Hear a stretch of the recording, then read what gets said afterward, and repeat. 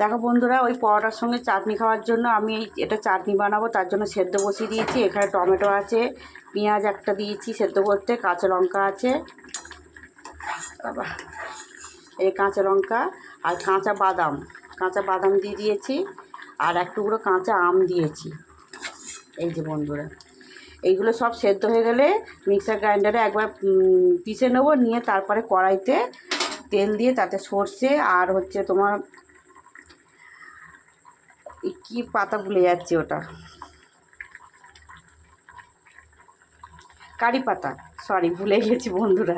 কারি পাতা দিয়ে ফোড়ন দিয়ে এইটা দিয়ে দেবো, চাটনিটা দিয়ে নাড়িয়ে নিয়ে একটু মিষ্টি দিয়ে নামিয়ে নেব। চাটনিটা খেতে খুব সুন্দর লাগবে। তোমরা বন্ধুরা এরকম একবার চাটনি করে বাড়িতে খাবে, পরোটা বা রুটি দিয়ে খেতে পারো।